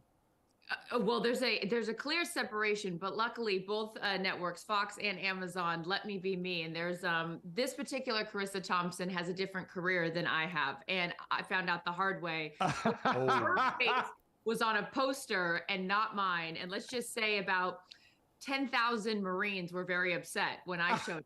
So we'll leave that right there. Oh man. Okay. Well, everyone here is very letting the mind excited to go see on you. that one. Yeah. Exactly. and Fill in this the blank version. on what that profession was.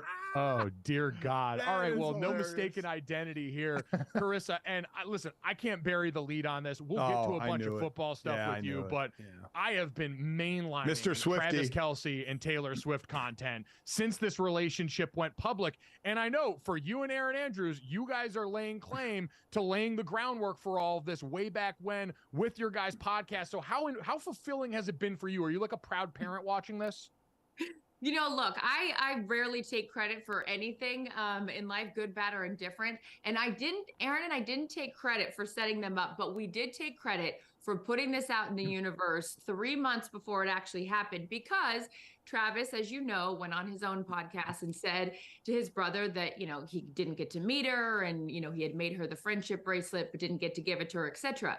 Well, Aaron and I are like, you know, having known Travis for a long time and adore him and want him to be with someone great.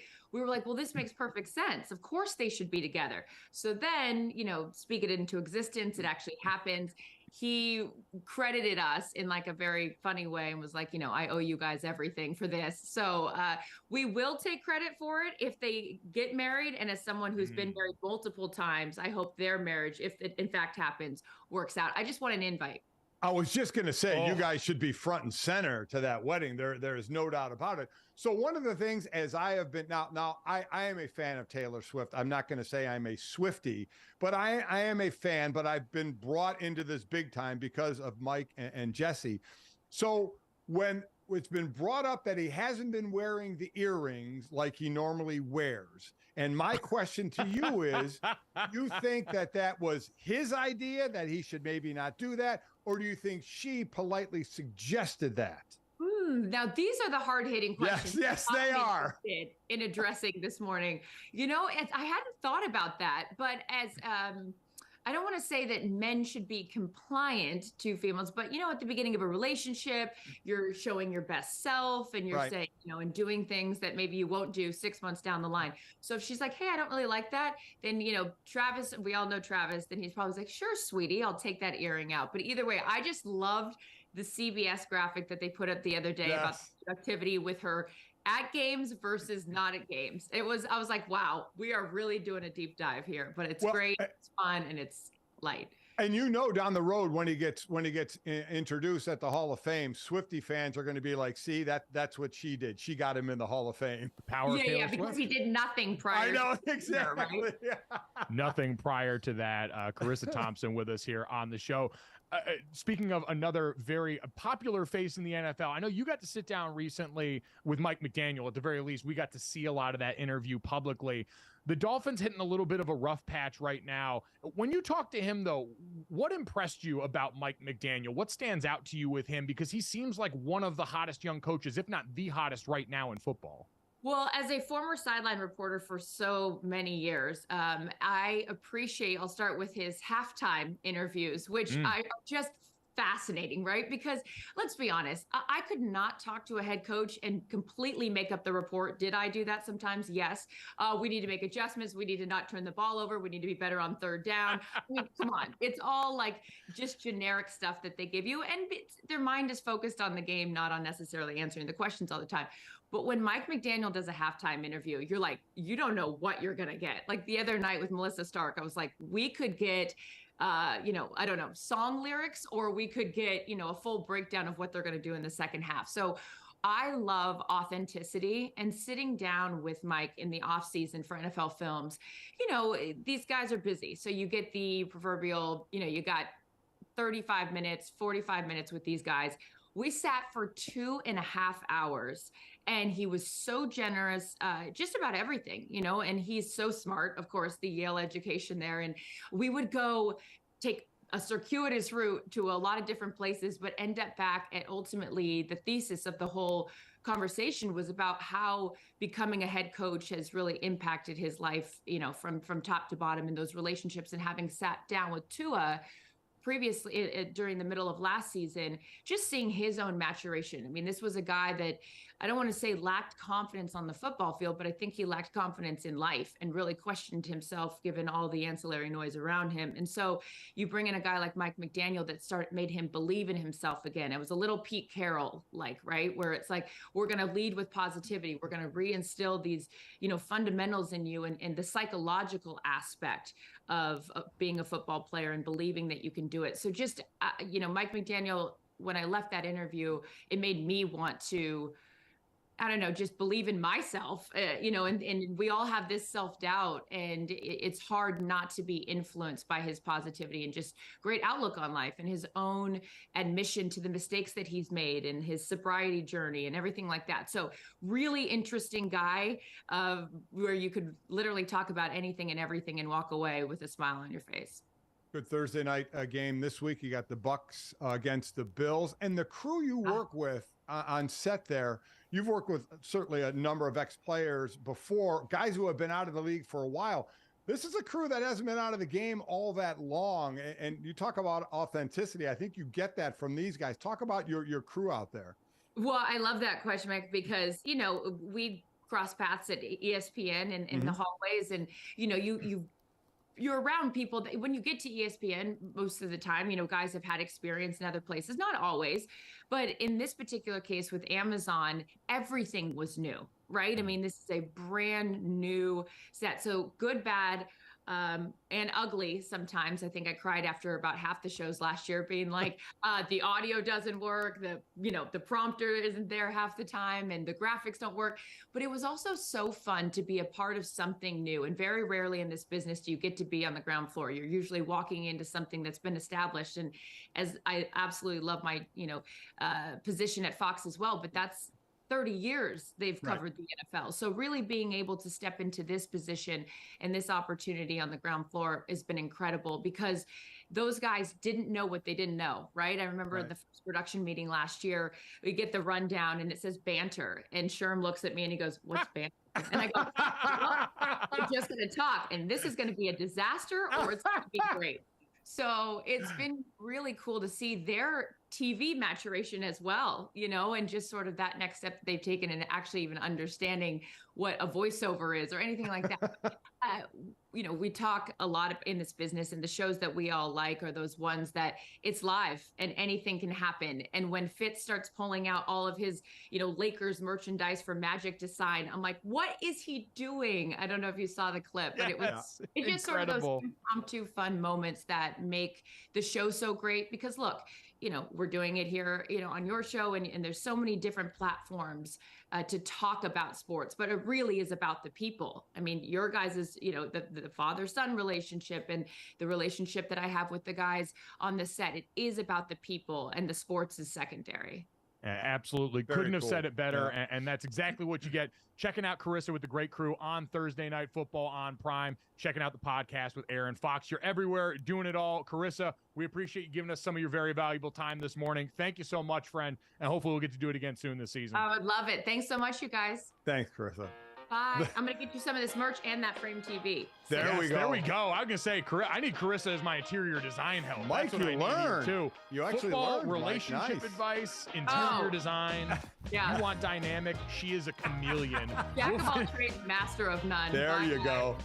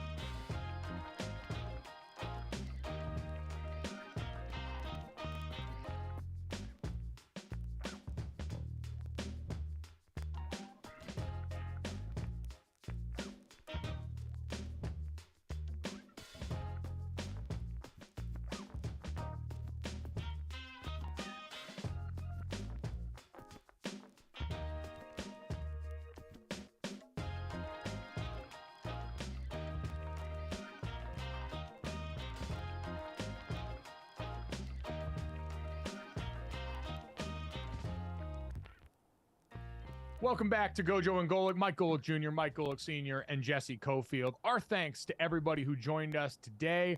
Charissa Thompson from NFL Thursday Night on Prime. Jason Concepcion and Shea Serrano from Six Trophies. Great podcast covering the NBA that you guys can go and check out. And if you missed any of them with us, make sure you download, subscribe, rate, review, leave us a 5-star rating, and check us out wherever you get your podcast to see that. And of course, in the DraftKings YouTube channel as well, where you can see that all right after we are done with the show here each and every morning, live 8 to 10 a.m. Eastern, Monday through Friday, and at GoJo and Golic on all social media. Follow us there. Why the hell not? We're doing TikTok stuff now too. That's pretty cool. Wow. Yeah, no, I'm You're taking doing great pride in TikTok that. stuff. Yes, I was going to say, I am putting videos up on TikTok on the show's behalf. I thought of that great. actually Stugatz and I thought of doing that for a little bit until we were told you basically need to throw out content every single day, 7 days a week. Wait. We're like, nope, no. You not and happening. Stugatz thought about doing what for God Bless Football? Yeah, so doing a TikTok. Yeah.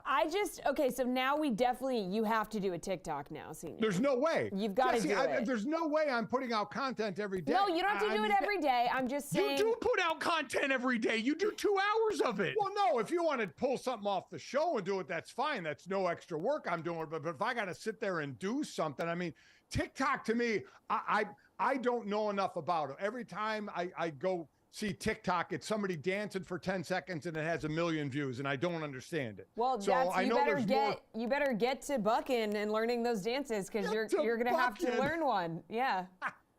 We need Dad and Stu Gatz doing one of those sorority introduction videos with the rest of the crew from the Dan Lebitard show. This is my gift. This is my thing that I will whisper into the universe and hope that it takes hold. So, yeah, what Dad would and we Stu Gatz do on every TikTok. day? What would Stu and I do every day? I mean, there's no shot of that happening. You would do takes, baby. Stu Gatz firing off takes into TikTok is exactly what this country needs at this particular juncture. We're going to work on that, but in the meantime, at GoJo and Golic on TikTok, where you're going to get stuff every day from us. That I can assure you. Let's get to this, that, and the third 3 quick stories to send you off on into your day. And this first one hit me right in the heartstrings. We have got an announcement. According to TMZ, they have learned that Kurt Cobain's daughter, Frances Bean Cobain, had married Tony Hawk's son, Riley Hawk, in what might be the ultimate nostalgia marriage. Dad, I don't know how much this means to you necessarily, but for both of these figures that seem pretty central to the 90s Kid Starter set, of which I am definitely a card-carrying member, as is Jesse, this one hits home. Yeah, this is more you guys than me. This is a little past me. I was in the 90s. I was in my 40s, obviously going on, pushing 50 in the early 2000s. I know. So this is more on you guys to really kind of jump in on this and talk about this, as far as me saying, I hope these two kids have a great marriage, but who knows? I mean, it's 90s royalty here, but also a fun fact, REM frontman Michael Stipe is the one who married them. What? Yes. He is Frances's godfather. So see, this is the one thing that I like is that the marriages, like Mike, you married Ben and Sydney. You married your sister Sydney and her husband Ben. I kind of like that going on now that we see where other people get, whatever you can get over the internet to be able to have as you said, the power invested in you by the internet. Which is all legal and everything, which is shocking, quite honestly. I can't tell you. Listen, on the off chance that I do at some point get married, there aren't a lot of things I know. It's not like a day I've dreamed of. I don't have the dream wedding planned out. I don't have a lot of things that I need hard and fast. But I guarantee you the person you're going to marry is going to have that laid out.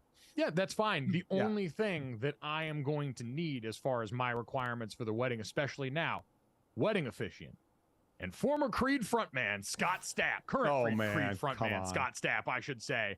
Which makes sense anyway. It's a Christian rock band. Have them in there. That might even count. You might even be able to do that in God's house. You might even be able to do that in church. So Scott Stapp, if you are listening, I'm sorry I said former. I don't know why I acted like Creed wasn't getting ready to headline an awesome cruise concert series and do great shows, and is lifting the Vikings and the Rangers to great heights. I want Creed to help me soar on eagle's wings into the love of my life, potentially. So Scott Stapp, I'm sure you're listening here. Return my calls. Let's make this happen. Seriously, that's the direction you would go. Hell yeah, brother. Really? Okay. All right. We can you just acted like the man was done with Creed. Yeah. So hey, I don't know why I did that. Actually. He's talking about the senior. You should be pleased because GoJo's talking about his marriage. That's true. So, good point. Guarantee you, Mike, your mother is upstairs tearing up right now. Yeah. Listen. Thrilled. Look what he did. He got the Minnesota Vikings to win right there. It was a bad weekend to bet against Minnesota sports in general. I will say that. Shout out to the Gophers for pulling that one off in controversial fashion as well. But if Scott Stapp and Creed can do that for them and get the Rangers to the World Series, imagine what he could do on the happiest day of my mom's life. Let's get to that, Jesse. A rare admission from an athlete that he does see and feel our pain. Stephon Diggs, man of the people. Am I right? He went out and tweeted, just confirming for all of us, he cares about your bets. He cares about your fantasy team. He tweeted this out. I ain't going to lie. I do be feeling a little bad when I F up y'all parlay or fantasy. So, thank you, sir. He also followed this up by tweeting, but trust me, it ain't because I ain't trying to make it hit for you. So not only does he feel bad when he Fs it up, he is trying to make it hit for you. I tell you what, we have a show parlay coming for Thursday night. With Stephon Diggs in there. We are going to ride our king until the wheels come off, baby. Oh, yeah. Absolutely right. And I love it. It's either so because there are other players who want to be big time in fantasy, right? They would like to be thought of as when the fantasy drafts come out. They may not say it, but they would like to be, picked early in that. As well as the thing I think off the field that most players care about, the specialty players, is their Madden rating, right? I mean, that's Madden rating is it's almost like like a contract. Why is that guy getting paid more than me? That they're saying, well, how does that guy have a higher rating than me? Well, I mean, remember, sometimes those two things go hand in hand. Remember when Zach Martin was beefing with the Cowboys this summer, and he changed his profile on Twitter to his Madden 99? Yeah. That's the first time I've seen Zach Martin in like 8 years do anything on social media, was when it came time to force them to pay him, and he weaponized his Madden rating. Come on. So that stuff do you does think, matter. Listen, we both know Zach. Do you think there is any way that was Zach's idea? I mean, no, but he still had to do it or have someone else do it. Somebody had the idea. I'm going to give his wife Morgan credit on that. I agree. One. That's the brains of the operation Absolutely in that right. situation. Yeah. Yeah. All right. Well, thank you to Stephon Diggs for all future earnings, for going out there and putting it on the line. People always joke about coaching up their fantasy football team. Stephon Diggs is actually listening, and we appreciate that from one of the best wide receivers in the NFL. Jesse, let's get to the third here. Embarrassing situation at JFK. Wow. We're really used to these days seeing people who are very off balance at airports and getting video of it. Not so used to a plane literally being off balance. So this plane at JFK did a little tipsy. As you can see, the nose of the plane is up in the air. That wheel is supposed to be on the ground. It is not. And guys, this happened while the passengers were deplaning. And this plane was coming from Barbados. So these people are like probably at the end of a vacation, they're coming home, blah, blah, blah. Now the plane is just shooting up. I don't know how you feel in that moment. It also, you know how when you're like checking luggage and stuff and they're like, yeah, you can't bring, it's too heavy, but so you have to pay to check it even though it's still going on the same airplane. This freaks me out a little bit. Well, I mean, some off-balance luggage? You know, you've seen like in regional jets, sometimes before you take off, they say, can 3 passengers and sitting in the first 3 rows go to the back? They're trying to weight balance. And I'm always like, oh, whatever, you know. Here, truly, there was a weight balance issue, whether it was the people still being on and all the luggage was in the back and that all got taken off. I don't know. And that wasn't no regional jet. I mean, that was a normal sized plane. That was somewhat stunning. Yeah. The only thing I would say is while I would have been freaked out as a passenger, at least I know we were on the ground. Yes. So that's the big thing. But that's JetBlue, baby. That's JetBlue. I would have been like, you know, just like, oh no, an injury. Oh, ow. Yeah. Oh, ow. What a bummer. Oh, Harry we have a the Good Boy guest. joins us here to finish off the show. Oh, Harry comes down and sits with me. Ted was down too, but I can't lift Ted up like this. Look at that. But Harry, I can. Harry's very, very, very good to coming down and being loyal and hanging by his master during the show. Well done. Master, your friend. What, my friend, whatever, you know. Your buddy. He gets my you through it, you get him through it. My son. That's your my son. It's a sweet face. Yeah. If you appreciated that sweet face, make sure you download, subscribe, rate, review, leave us a 5-star rating, and have a great night. We'll talk to you tomorrow.